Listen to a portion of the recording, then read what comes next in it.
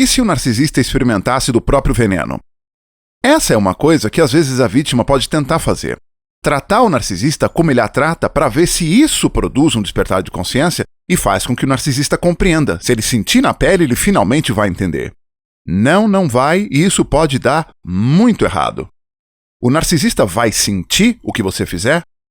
Existe uma ideia muito equivocada de que o narcisista não tem sentimentos. Isso não é um narcisista. Isso é transtorno de personalidade antissocial, é psicopatia, sociopatia. O narcisista tem, sim, muitos sentimentos, mas o que ele não tem é aquilo que é chamado de empatia fisiológica ou empatia emocional, que é uma forma, vamos chamar de natural de empatia, uma coisa com a qual a maioria de nós é imbuída ao nascer. Ou, na verdade, não ao nascer. O ser humano desenvolve essa empatia, ele adquire essa empatia no convívio com outros indivíduos na fase de desenvolvimento, quando bebê, quando criança. Um bebê, naturalmente, não tem empatia.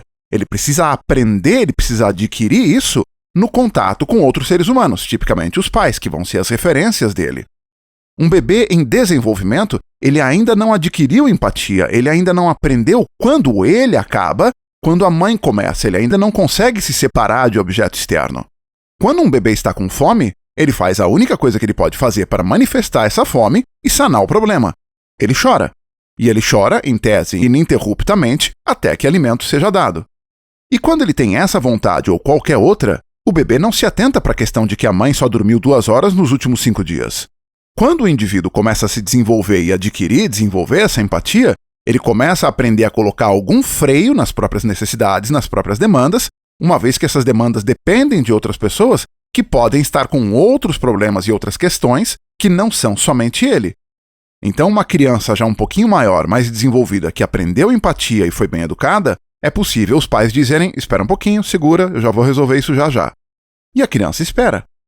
E conforme isso vai se desenvolvendo e se aprimorando, ele vai se tornando um adulto cada vez mais autocentrado e mais capaz de controlar os próprios desejos e anseios. Empatia fisiológica ou empatia emocional é a capacidade de olhar para um outro indivíduo vivenciando, experienciando uma sensação, uma emoção, e se conectar àquilo.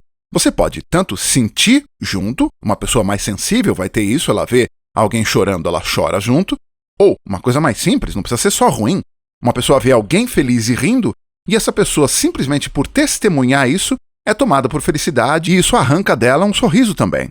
Isso é empatia fisiológica. Mas o narcisista pode sim ter perfeitamente preservada empatia cognitiva. Empatia cognitiva é a capacidade de identificar uma emoção, identificar um sentimento, mas ela não se conecta a ele. É informação pura e fria, ela não tem significado real, mas o narcisista consegue identificar. Aliás, para que o narcisista faça o que ele faz, para que ele possa manipular as emoções, ele tem que ser capaz de identificar. E é justamente aí que está a empatia cognitiva.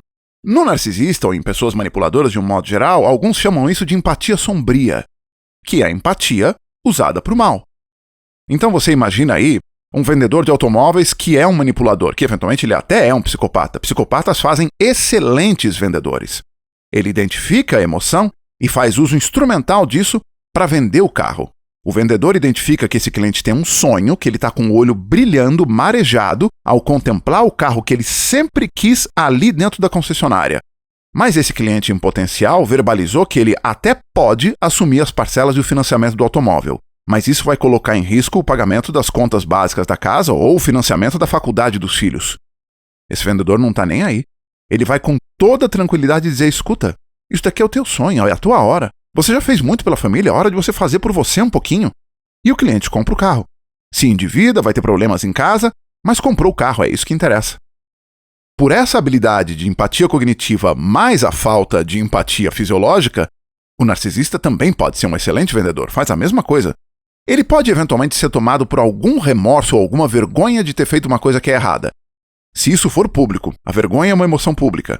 Então, se ele for julgado, recriminado por ter manipulado um cliente a se endividar para comprar um produto, seja lá o qual for, eventualmente o carro no exemplo que eu dei, o narcisista pode sentir sim muita vergonha. Isso pode gatilhar episódio de ira para ele se defender, enfim, a coisa toda a gente já conhece.